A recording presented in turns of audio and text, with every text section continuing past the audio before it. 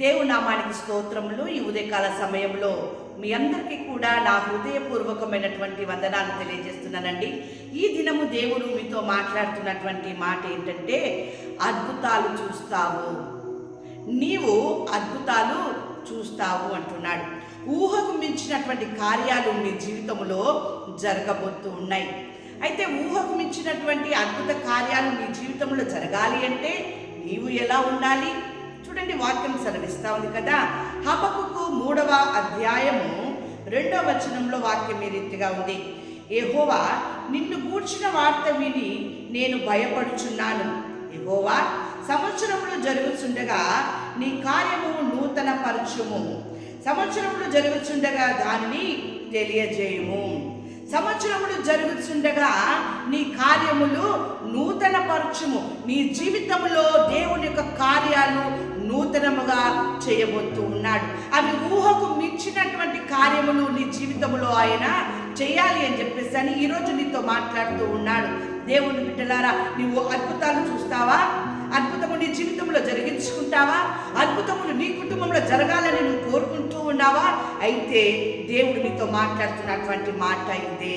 ఏంటంటే ఆయన మాట్లాడుతున్నటువంటి మాట యెహోషువ గ్రంథము 3వ అధ్యాయం 5వ వచనంలో వాక్యం ఈ రీతిగా ఉంది. యెహోవా మీ మధ్య అద్భుత కార్యములను చేయును గనుక మిమ్మును మీరు పరిశుద్ధపరచుకొనుడని జనులను ఆజ్ఞయించెను.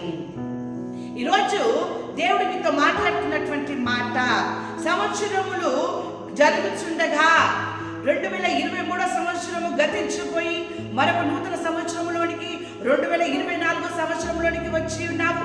దినములు గడిచిపోయినవి. ఈ దినమున దేవుడు నీతో మాట్లాడుతూ ఉన్నాడు. సంవత్సరములు గడుచుతుండగా నీ కార్యము నూతన పరచుమని నువ్వు ప్రార్థన చేస్తున్నావు కదా. నీ జీవితంలో నీకు ఊహకు మించినటువంటి అద్భుతములు, నీ ఊహకు మించినటువంటి ఆశ్చర్యకార్యములు జరగాలంటే నీవు ముందుగా పరిశుద్ధపరచబడాలి. నీలో ఏ పాపము ఉండకూడదు. మాట ద్వారా కానీ, చూపు ద్వారా కానీ, క్రియ ద్వారా కానీ, ఎలాంటి పాపము తలంపుల ద్వారానే కానీ ఏ పాపము కూడా ఉండకుండా నువ్వు దేవుడికి ఇష్టడుగా, పరిశుద్ధుడుగా నీవు ఆయనకు కనబడ్డప్పుడు, ఎందుకో తెలుసా, ఆయన పరిశుద్ధుడు గనక ఆయన బిడ్డగా ఉన్నటువంటి నీవు ఆయన చేయు అద్భుతములు చూడాలి అంటే నీ జీవితంలో పరిశుద్ధత కలిగి ఉండాలి, నీ కుటుంబంలో పరిశుద్ధత ఉండాలి. అప్పుడు నీవు ఊహకు మించినటువంటి అద్భుత కార్యములు నీవు జీవితంలో నెరవేర్చుకుంటావు. దేవుని బిడ్డలారా, చూడండి, వాక్యం సెలవిస్తా ఉంది కదా. ఇక్కడ యెహెజ్కేలు గ్రంథము 36వ అధ్యాయము 26వ వచనంలో వాక్యం ఈ రీతిగా ఉంది. నూతన హృదయము మీకు ఇచ్చేదను. ఎప్పుడైతే నువ్వు పరిశుద్ధపరచబడతావో, నీ కుటుంబాన్ని ఎప్పుడైతే పరిశుద్ధంగా ఉంచుకుంటావో, నూతన హృదయము మీకు ఇచ్చేదను, నూతన స్వభావము మీకు కలగజేసేదను. రాతి గుండె మీలో నుండి తీసివేసి మాంసపు గుండెను మీకు ఇచ్చేదను. నా ఆత్మను మీ యందుంచి నా కట్టడలను అనుసరించు వారిగాను, నా విధులను గైకొను వారిగాను మిమ్మును చేసేదను. రాతి గుండె తీసివేస్తాడట.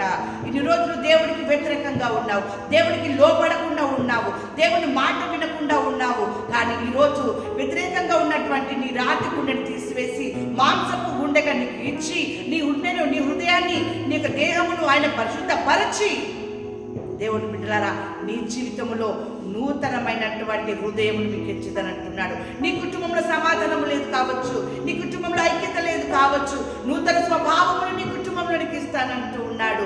ఆ టైంలో ఎంత అద్భుతము నీ కుటుంబంలో జరుగుతుంది, ఆ టైంలో ఎంత ఆనందము నీ కుటుంబంలో ఉంటుందో తెలుసా దేవుని బిడ్డలారా.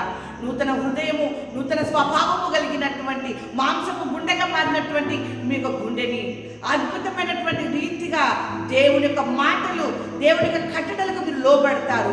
అప్పుడు ఆయన మీ మధ్యలో నివాసం చేస్తాడు.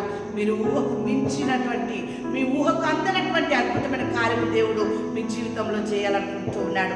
ఏమి జరగాలని ఇష్టపడ్డారో, ఏమి ఉండాలి అని కోరుకుంటూ ఉన్నారో, మీ కోరికను సిద్ధింపజేస్తాడు ఆయన, మిమ్మల్ని తృప్తిపరుస్తాడు ఆయన. అందుకే వాక్యం సెలవిస్తా ఉంది కదా, యెషయా గ్రంథము 43వ అధ్యాయము ఈ వాక్యం ఈ రీతిగా ఉంది. దేవుని బిడ్డలారా, 19వ వచనంలో, ఇదిగో నేను ఒక నూతన క్రియ చేయించున్నాను, ఇప్పుడే అది మొలుచును, మీరు దాన్ని ఆలోచింపరా? నేను అరణ్యంలో త్రోవ కలుగజేయుచున్నాను, ఎడారిలో నదులు పారు చేయుచున్నాను. అవును దేవుని బిడ్డలారా, మునుపటి వాటిని జ్ఞాపకం చేసుకున్నప్పుడు మీ కుటుంబంలో దాన్ని పక్కకు వదిలేసేయండి దేవుని బిడ్డలారా. పూర్వపు సంగతులను మీరు ఏమాత్రం తలంచకూడబడి, మీ తల్లిదండ్రులు మిమ్మల్ని ఏమన్నారు, లేక మీ పిల్లల తల్లిదండ్రులు ఏమని అన్నారు కావచ్చు. నూతన స్వభావం దేవుడు మీకు ఇస్తానంటూ ఉన్నాడు. నూతన హృదయం మీకు ఇస్తానంటూ ఉన్నాడు. రాతి గుండెను, కఠినమైనటువంటి గుండెను తీసివేసి మాంసపు గుండెనిచ్చి ఆయన మీ మధ్యలో ఉంటానంటూ ఉన్నాడు. ఆ ఉంటున్నటువంటి ఆ దేవుడు అరణ్యముగా ఉన్నటువంటి నీ కుటుంబానికి త్రోవను కలగజేస్తానంటున్నాడు. జీవ మార్గమును కలగజేస్తానంటూ ఉన్నాడు దేవుని బిడ్డలారా.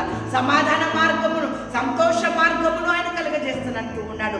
అదే కాకుండా ఎడారిలో నదులు పారజేయుచున్నానంటున్నారు. ఎడారి జీవితముగా ఉన్నటువంటి మీ జీవితాలని ఎందుకు చిగురింపలేనటువంటిది, పువ్వు పూయలేనటువంటిది, కాయలు కాయలేనటువంటిది, సమాధానము లేనటువంటిది, ఐక్యత లేనటువంటి నీ కుటుంబములో దేవుని బిడ్డలారా దేవుడు నీటిని పారజేస్తానంటూ ఉన్నాడు. ఎంత చక్కని మాట. ఎడారిలో నదులు ఉంటాయా అండి?